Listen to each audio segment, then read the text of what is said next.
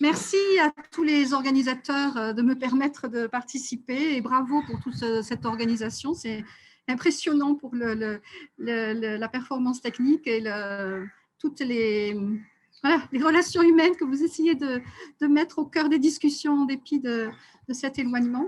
Donc, effectivement, je me propose de faire une intervention sur ce que l'on appelle en pays tamoul les kirés, c'est-à-dire les légumes-feuilles. Pour les kirés qui avec notamment le Covid, mais même quelques temps avant, retrouvent une place dans les préoccupations culinaires et alimentaires. Et donc, mon intervention repose sur cette question de la déconsidération des pratiques et de la valorisation des savoirs féminins jusqu'à aujourd'hui, leur remobilisation et la signification en termes de genre et alimentation. Donc, le contexte, on a eu une intervention là sur le fait qu'en dépit de la forte croissance économique en Inde, même si avec le Covid, là, les choses se compliquent, il demeure qu'il y a de fortes inégalités de genre qui persistent, avec des conséquences qui peuvent paraître contradictoires, à la fois d'un nombre important de femmes qui sont anémiées et d'autres femmes qui sont en surpoids. Également, des inégalités alimentaires qui se reflètent sur le fait qu'il y a un enfant sur 5 en Inde qui a un poids inférieur à 5 ans à son âge. Donc, en conclusion, on peut dire qu'à l'échelle nationale, il n'y a pas réellement de corrélation entre croissance des revenus, consommation de calories et statut nutritionnel. Rapidement, des éléments de contexte aussi à l'échelle de l'Inde. L'Inde se trouve au stade 2 de la transition alimentaire. Je voudrais juste très rapidement donner des éléments de ces configurations alimentaires avec des années 60 aux années 90, la révolution verte qui va oublier les milles et aussi ces fameux légumes-feuilles comme base de l'alimentation, aussi bien dans les campagnes que dans les villes. Au nom de la sécurité alimentaire, c'est le riz et le blé qui vont être privilégiés. On retrouve évidemment cette prédominance du riz dans d'autres contextes, comme par exemple au Sénégal, où j'ai travaillé aussi avec Daniel Clavel, qui je sais écoute, qui est partie prenante du colloque. Dans les années 90, il y a eu un basculement avec une forte baisse de la consommation de ces milles, une érosion en quelque sorte des milles et aussi des kirés dans les alimentations familiales, avec un lien causal d'érosion des diversités variétales cultivées. Depuis les années 2000, globalement, on peut dire que, notamment de la part des classes moyennes rurales et urbaines, il y a une recherche d'une alimentation fraîche et de qualité pour à la fois des raisons de santé essentiellement, mais aussi de plus en plus pour des raisons environnementales. La crise du Covid, ici en Inde comme ailleurs, d'autres interventions l'ont montré, se profile un nouvel ethos qui questionne le modèle de transition alimentaire linéaire avec une revendication d'une conscience autour de ces liens alimentation-santé.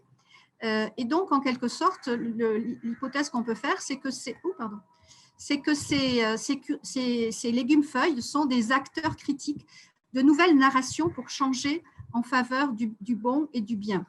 Le temps du Covid est un contexte peut-être favorable pour repenser les relations et les émotions liées à ces légumes-feuilles via une analyse de genre, c'est-à-dire qui fait quoi, quelle reconnaissance, quelle considération des savoirs, mais aussi quelle charge morale et les temps de travail.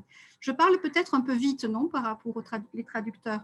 Je ne me rends pas compte. Si vous pouvez ralentir un tout petit peu, ce sera merveilleux. Merci beaucoup. D'accord. Alors, ces légumes-feuilles tropicaux, quels sont les enjeux en termes socioculturels, alimentaires et environnementaux? Il y a une grande diversité à la fois sauvage et cultivée de ces légumes-feuilles. Je cite le nom des grandes familles. Ils sont appréciés pour leur valeur nutritionnelle et ils sont un élément aujourd'hui de santé publique pour les revaloriser en raison des micro-éléments, des vitamines, des diverses vitamines et des minéraux dont ils sont porteurs. C'est pour autant, dans le contexte de ces évolutions alimentaires que j'ai rapidement retracées, des légumes délaissés, des légumes mineurs, considérés comme la nourriture des basses castes et des basses classes, souvent des mangeurs d'origine paysanne et surtout des classes laborieuses, besogneuses. Ils sont aussi déconsidérés par les jeunes générations, filles et garçons, en raison de leur goût, parfois amer, des temps de préparation, notamment pour les nettoyer, et ils sont délaissés au profit d'une junk food, c'est-à-dire, qu'on retrouve partout dans le monde, des pizzas, des pâtes, etc., qui est une manière pour les jeunes de toutes les castes, et ça c'est important, de se démarquer, quelle que soit donc leur communauté d'appartenance. Les travaux sur les légumes-feuilles en Inde et ailleurs, notamment en Afrique, il y a pas mal de travaux sur le contexte africain, le CIRAD a beaucoup travaillé sur ces questions. Ce sont des légumes faciles à produire, qui demandent peu d'eau, qui supportent les fortes pluies tropicales et qui n'ont pas besoin d'un espace important. Ils ont, en pays tamoul et en Inde en général, mais en pays tamoul en particulier, une forte signification sociale associée aux cultures alimentaires locales, et ils sont accessibles économiquement. Ils sont considérés comme une alimentation peu chère et ordinaire. Alors, pas quotidienne justement, j'expliquerai pour toi pourquoi, parce qu'il ne faut pas en manger trop souvent, parce qu'autrement, ça peut aussi avoir des effets pour le corps. Donc, quelle est la problématique que je soulève? C'est comment la société indienne est traversée d'injonctions contradictoires adressées aux femmes, la nécessité de travailler et de valoriser leur rôle de mère nourricière, mais aussi des contraintes de temps versus les temps de préparation et de préservation des savoirs féminins sur ces plantes. Donc, comment à la fois privilégier, valoriser, conserver les bienfaits alimentaires et de soins au corps, tout en réfléchissant en termes d'inégalité de genre. Comment penser une agentivité et une politicité de ces femmes mères soignantes, je reprends ici le terme de Cunin qui vient de soutenir sa thèse, dans un contexte donc de préoccupation conjointe pour les liens alimentation-nature. Une marge étroite existe entre assignation et revalorisation, reconnaissance, reclaim, autour des héritages précieux des savoirs de soins. Donc la méthodologie, je préviens, c'est une enquête exploratoire parce que la situation de Covid, je ne suis pas la seule à la vivre évidemment, mais il nous a obligés à faire des entretiens par téléphone, à limiter les temps, notamment d'observation à l'extérieur. En tous les cas, ce que je présente aujourd'hui est le reflet de 15 entretiens qualitatifs, d'entretiens aussi avec des personnes clés, notamment des chercheuses indiennes. Et aussi le fait que Indou Bala, qui est la co-auteure de ce travail, peut aussi puiser dans les observations, les discussions informelles qu'elle a dans sa famille et auprès de ses amis. Indou fait une thèse à l'université à Delhi. Donc, le plan que je vais suivre, premièrement, une présentation de nos référents théoriques autour de l'écologie politique féministe sur l'agriculture urbaine et une sociologie féministe de l'alimentation. Deuxième point sur ces fameux légumes-feuilles et leur signification. Et un troisième point sur des observations situées, les premiers pas d'une analyse. Donc, le premier point plus théorique, je me réfère ici à un colloque qu'on a organisé au Brésil avec de nombreux chercheurs et chercheuses féministes qui travaillent sur l'approche féministe de l'agroécologie, donc à Recife, où il y avait à peu près presque 500 intervenants et participantes. Et nous avons rédigé un plaidoyer pour critiquer certains aspects des approches qui nous semblent importantes de discuter. Donc, il me semble qu'en prenant cet exemple des légumes-feuilles, qui peuvent être un exemple mineur, et pour autant, il permet de suivre un fil conducteur de critique en faveur de ce plaidoyer féministe. Donc, le premier point, c'est un questionnement, une remise en cause du projet moderniste en agriculture, qui a renvoyé finalement une forme de dénigrement et un déni en quelque sorte aussi d'une vision organiciste, relationnelle et holiste que bien des paysannes au sud portent. Elle valorise la complexité du rapport au vivant, valorise aussi une nature vivante, diverse et adaptative selon les milieux et les territoires. Et justement, ces kirés, qu'ils soient sauvages ou cultivés, sont un des marqueurs de la préservation de la biodiversité à toutes les échelles, écologiques, variétales et aussi génétiques. Deuxième critique d'une économie formelle qui oublie les différents principes de comportement économique et de leur importance, Et effectivement, les kirés interrogent ces dichotomies, les articulations en particulier du marchand et du non-marchand, du productif et du reproductif, qui justement, on le sait, classiquement, expliquent les invisibilités des savoirs, des compétences, des travaux féminins. Et donc, en Inde, ces kirés sont le reflet des inégalités de genre, caste et classe qui marquent les espaces, les savoirs, les compétences de ces femmes qui sont à la fois productrices, distributrices et cuisinières de ces kirés, espaces et compétences négligées et déconsidérées. Troisième point, c'est une critique sur une vision politique qui ignore l'importance de ces espaces, notamment subalternes, dans les luttes contre les inégalités et pour la démocratisation. L'approche par le CARE, comme il en a été question dans les interventions précédentes, renvoie à une politisation de questions cantonnées à la sphère privée, comme le travail de CARE. Il s'agit donc d'essayer de reconnaître, de travailler la cuisine comme un espace politique, reconnaître les droits, bien sûr, aux ressources, j'ai mis ça entre guillemets, parce que le droit à la terre, l'eau, les semences, etc. Préserver aussi les communs, c'est un débat extrêmement puissant en Inde, et les droits d'accès, ici, pour les kirés, les lieux de cueillette. Donc, je reprends ce terme de reclaim, selon une approche émique, c'est-à-dire en partant du point de vue des personnes qu'on interroge dans ce rapport alimentation et soins. Quatrième critique, la division du travail. Évidemment, l'assignation des femmes aux tâches domestiques et de care reproduit des inégalités, des asymétries de genre qui structurent les sphères économiques et politiques.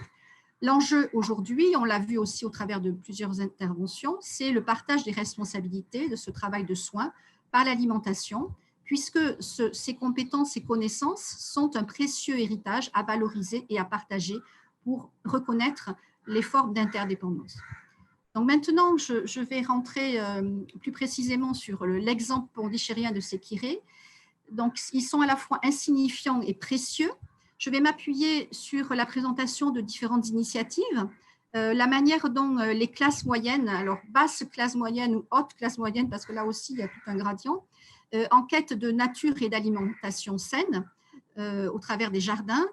Également une plateforme de réflexion sur l'alimentation qui a été mise en place, notamment par l'Institut français de Pondichéry, là où je travaille, mais aussi avec des structures locales. La place des jardins en cuisine, donc la redécouverte de ces légumes, et puis la question du Covid et les conseils de santé des médecins. Donc, lorsqu'on va sur les marchés, notamment sur ce marché de producteurs, on peut relever une forte présence de ces kirés avec une grande diversité. Ce matin, j'y étais encore et j'en ai compté 25. Ici, alors comment s'organise la distribution de ces légumes-feuilles? Les petits paysans et petites paysannes qui produisent à la périphérie de Pondichéry viennent tous les matins amener des sacs de ces légumes-feuilles qui sont ensuite achetés par ces revendeurs, qui vont ensuite les trier et les vendre en bottes. Donc, ce qui est vraiment impressionnant, et je vais y revenir, c'est que donc les consommateurs savent très bien comment différencier ces différents kirés selon les valeurs qu'ils ont en termes de bienfaits pour le corps. La personne avec qui je suis allée sur le marché ce matin, elle a encore découvert 2 nouveaux kirés et elle me disait que finalement, il y en avait une variété excessivement grande. Alors, ces kirés, ils sont aussi vendus dans la rue par des vieilles dames âgées, donc, qui ne peuvent pas survivre autrement que par la collecte de ces kirés sauvages. Là, c'est une autre forme de distribution. Ces vieilles dames, comme elles le disent, elles sont contraintes de s'impliquer dans cette activité parce qu'elles le disent elles-mêmes, autrement, elles n'auraient pas à manger. Leurs fils et leurs belles-filles les contraindre à faire cette activité pour ramener de l'argent. Donc, elles collectent les kirés dans les espaces, les champs ou les espaces communs. Elles les mettent en botte et elles viennent les vendre toute la journée. Donc là, elles sont assises par terre, sous le soleil, la chaleur, la poussière, les motos qui leur passent devant.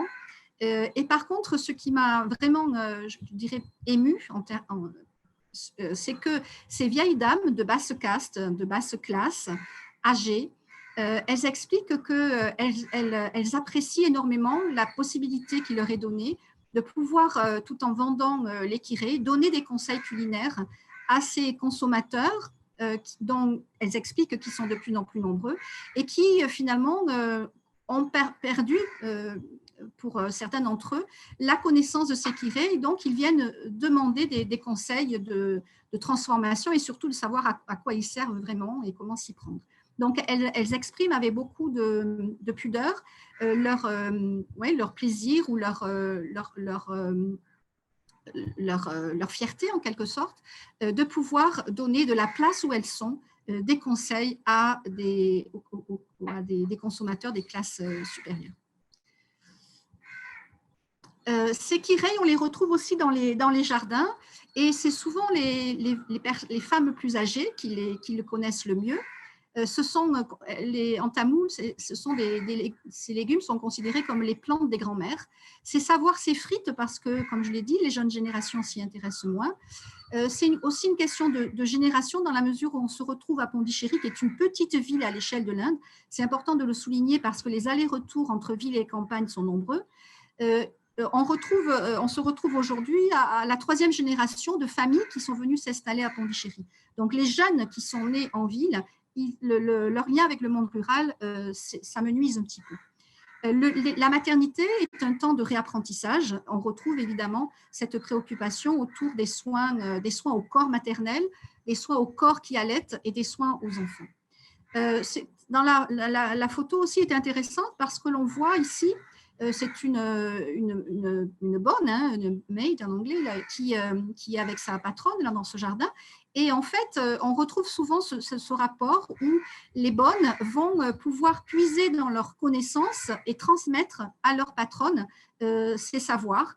Souvent, elles peuvent leur amener aussi des légumes-feuilles qu'elles ramènent des villages où elles peuvent vivre. Ce qui est intéressant aussi dans la photo, c'est que ces kirei, ils sont à la fois sauvages et domestiques. Donc, c'est un côtoiement du sauvage et du domestique qui interroge sur quelle place on donne à ces plantes sauvages qui arrivent avec les oiseaux et que l'on retrouve dans ces pots, sur les jardins sur les toits aussi, qui fleurissent aujourd'hui. Ces roof gardens, ces jardins sur les toits, se multiplient aujourd'hui en Inde et à Pondichéry. Ce sont des espaces de détente, d'espace à soi et pour soi, pour ces femmes. Elle leur permet de pouvoir alimenter la cuisine familiale à peu de frais, de différents, notamment de légumes-feuilles. En fait, ils dominent la production dans ces jardins. Les légumes-feuilles sont ils arrivent soit parce qu'on achète les semences, mais aussi parce qu'on va chercher des plantes sauvages au bord des champs ou au bord des rues et on les ramène chez soi. Ils arrivent aussi avec les oiseaux. Donc, il y a une préoccupation de plus en plus importante de souveraineté et de justice alimentaire. Ouh là là, mais j'ai bientôt terminé. Voilà. Donc là, c'est une plateforme qui montre qu'il y a énormément d'initiatives sur la valorisation de l'alimentation, des initiatives de jardins collectifs avec l'implication de plus en plus des jeunes qui s'interrogent sur ce rapport justement alimentation-nature et environnement. Donc là, je parlais de la valorisation des savoirs des cuisinières, des jeunes hommes aussi de classe moyenne qui aident et qui désirent bousculer les normes de genre autour de masculinité en transition. Avec le confinement, de plus en plus, une valorisation des produits, des startups qui valorisent des innovations technologiques pour vendre ces kirés, les vendre prêts à consommer, puisque le problème, c'est aussi la question du temps de la préparation. Donc, plein d'innovations, des formes d'imposition morale autour des réseaux sociaux pour combattre le Covid en mangeant des kirés. Des innovations culinaires pour permettre aussi aux cuisiniers et aux cuisinières surtout de faire accepter aux enfants la consommation de ces kirés. Donc, quelles sont les situations observées et comment la culture alimentaire tamoule interroge la place de ces kirés? Il faut savoir que dans le contexte de tamoul, il y a une relation étroite entre alimentation, corps, esprit et environnement. Il n'y a pas de dualisme entre ces éléments. L'aliment et l'alimentation est vraiment conçu comme corporel. C'est elle qui permet aux fonctions vitales du corps d'apporter ces soins. Et donc, il y a aussi un recouvrement d'usage entre les kirés alimentaires et médicaux. Il y a les savoirs populaires sont préservés malgré tout entre les mains de ces femmes qui peuvent avoir une connaissance jusqu'à une quarantaine de kirés pour certaines. Alors là, j'ai 2 slides qui me semblent intéressants parce que il me semble intéressant de comprendre cette relation aux légumes feuilles autour de une triangulation qui repose sur 3 éléments. La nécessité puisque c'est quand même souvent les femmes qui cuisinent à domicile, une nécessité d'adaptabilité aux identités entremêlées et aux facteurs extérieurs, c'est-à-dire qu'une femme doit savoir cuisiner ses kirés selon les saisons, la météo, le jour, si c'est un jour avec lune ou sans lune, si c'est un jour pluvieux ou pas pluvieux, chaque élément aussi, chaque aliment et ses kirés en particulier ont des propriétés qui sont bonnes ou mauvaises selon qu'elles conviennent ou non avec la constitution du corps de chacun des mangeurs. Deuxième élément, c'est la diversité et la combinaison associée à une fraîcheur des aliments.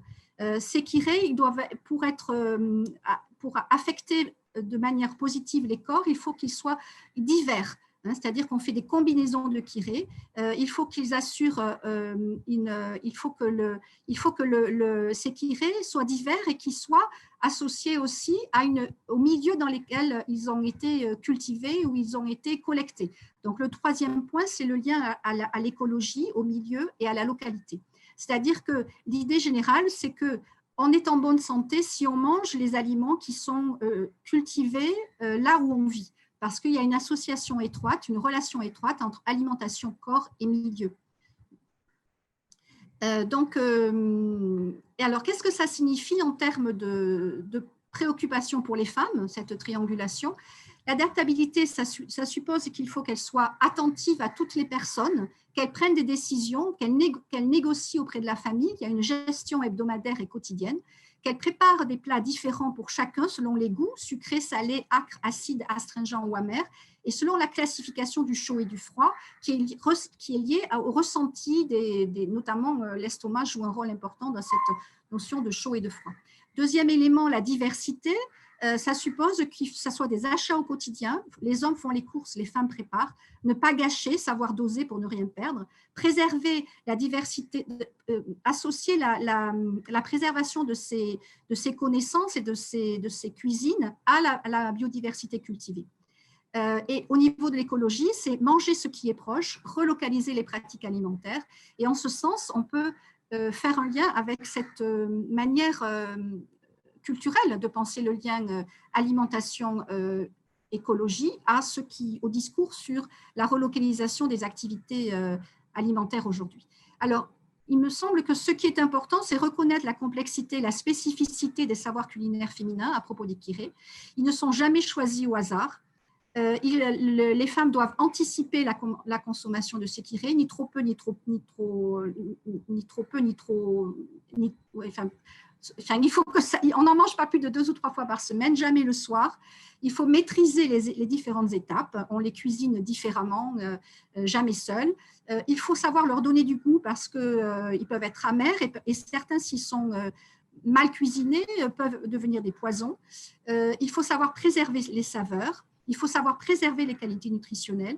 Il faut savoir aussi cuisiner avec plaisir parce que sinon, la nourriture peut en être affectée et du coup, le mangeur en est affecté également.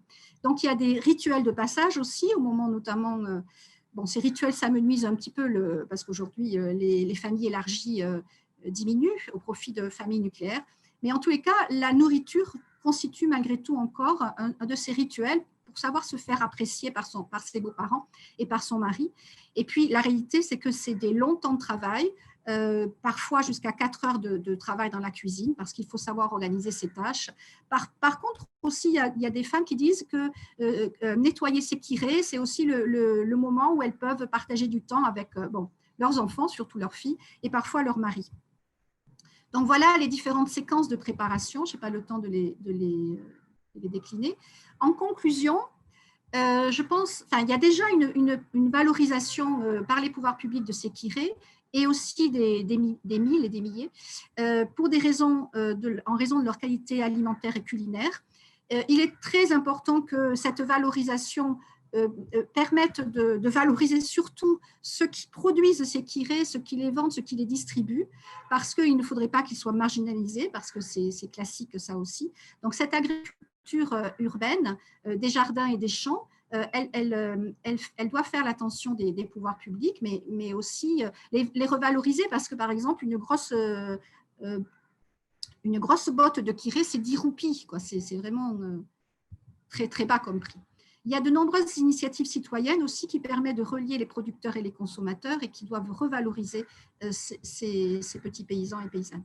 Donc, entre idéaux sociétaux et réalité quotidienne, la réalité, c'est des femmes de plus en plus surmenées, des ménages de plus en plus endettés et des dépenses alimentaires qui peuvent peser aussi sur les budgets familiaux.